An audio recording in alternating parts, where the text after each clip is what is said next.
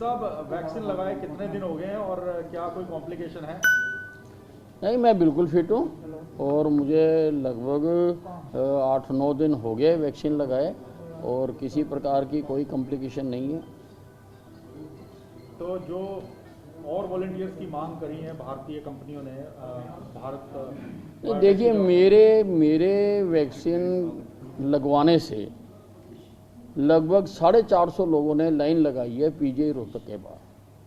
450 लोगों ने अपना नाम दर्ज कराया है और अगर यही 21 जगह पर ये हो रहा है तो आप अंदाज़ा लगाइए कि कितने लोगों ने अपने आप को ऑफर कर चुके हैं अभी तक, अगर सब जगह पर यही स्थिति है। और यही हम चाहते थे, मेरा लगवाने का मकसद यही था कि लोग आगे आएँ, क्योंकि अगर रिसर्च होनी है, अगर टेस्ट होना है, अगर वैक्सीन बननी है तो उसका ट्रायल तो लोगों पर ही होना है। और अगर लोग आगे नहीं आएंगे और ज़बरदस्ती पकड़ के लोगों पर टेस्ट किया जाएगा तो उसके वो नतीजे नहीं निकल सकते हैं।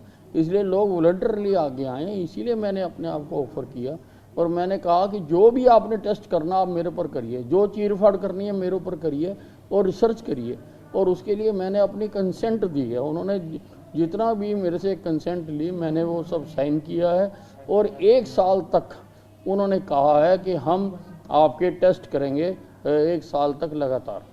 सर, नेशनल सीरम इंस्टीट्यूट पर कुछ एलिगेशन लगे, कुछ एक युवक ने कहा कि उसको साइड इफेक्ट काफ़ी उठाने पड़े, जिसके बाद नेशनल सीरम इंस्टीट्यूट ने भी ये कहा कि कोई साइड इफेक्ट नहीं है, वो अपनी बीमारी उसको पहले से थी और अब उसके ऊपर मानहानि का दावा भी करने की तैयारी है। तो इस तरह का दुष्प्रचार लोग ना करें, क्योंकि अगर कोई ऐसी समस्या होती तो आपके सामने भी, आपकी एज के हिसाब से भी कॉम्प्लिकेशन। बिल्कुल किसी प्रकार का कोई रिएक्शन मेरे ऊपर नहीं आया। हालांकि पीजीआई वाले लगातार मेरी खबर लेते रहे, मेरे से पूछते रहे, मेरे टेस्ट करते रहे, लेकिन किसी प्रकार का कोई वो नहीं आया। उसके बाद तो पीजीआई रोहतक के वाइस चांसलर ने भी लगवाया है। तो कोरोना का सर अब खौफ नहीं है आप में? आप समझ रहे हैं कि आप कोरोना को हरा दिया आपने? नहीं, कोरोना का ऐसे नहीं माना जा सकता, क्योंकि ये वैक्सीन नहीं है, ये ट्रायल है। अभी इसका पता नहीं है कि ये क्या असर दिखाएगी, इसलिए ये नहीं माना जा सकता और ना ये मानना चाहिए कि मैंने वैक्सीन लगवा ली और अब मेरे ऊपर कोरोना नहीं होगा। इसको ऐसा नहीं माना जा सकता। ठीक है सर। आंदोलन में कुछ वीडियो सामने आ रहे हैं, खालिस्तान के नारे लगे। हालांकि किसान भी ये कह रहे हैं कि उनका इन सब नारों से कोई वास्ता नहीं है, कुछ 10 लोग हो सकता आगे हों, वो खुद भी मॉनिटर कर रहे हैं। तो आपको क्या? नहीं, किसान आंदोलन से इसका खालिस्तान का कोई ताल्लुक नहीं है। अब ये कोई एक आधा एलिमेंट के आने से सारे आंदोलन को इस प्रकार से ब्रांडेड नहीं किया जा सकता। सर, हरियाणा की खाप पंचायतों ने अभी थोड़ी देर पहले एक ऐलान किया है, मैं एक जानकारी आपको दे दूं। उन्होंने कहा है कि जेजेपी और निर्दलीय जो सपोर्ट कर रहे हैं उन विधायकों को हम कहेंगे कि अपना सपोर्ट वापस लें, नहीं तो उनकी गाँव में एंट्री बैन कर देंगे।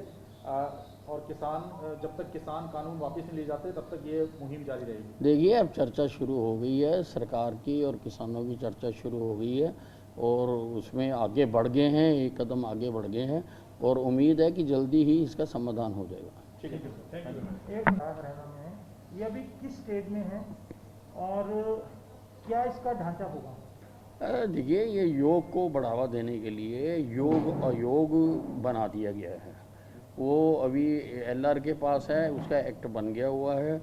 जल्दी ही वो एक्ट पास होके वो कानून बन जाएगा और उसमें उसको काफ़ी अधिकार होंगे, तो जिससे कि योग जो है स्कूलों में, बाकी स्थानों पर, सब जगह पर, खेलों में इसका विस्तार किया जा सके। और ये बताएं कि इस आयोग की कोई मीटिंग है कल मुख्यमंत्री के साथ? हाँ, कल जो, क्योंकि स्वामी रामदेव जी हमारे ब्रांड एम्बेसडर हैं, इसलिए कल स्वामी रामदेव जी और मुख्यमंत्री जी और बाकी विभाग की कल योग आयोग को लेकर बैठक। ये इसमें किस तरह के लोग जो हैं मेंबर और चेयरमैन होंगे और योग, इसका आयोग का जो है बेसिक काम क्या होगा? योग का बेसिक काम, योग आयोग का बेसिक काम ये है चारों तरफ योग को बढ़ावा देना। और इसमें किस तरह के लोग मेंबर होंगे? वो उसकी संरचना की जाएगी जो भी होगी।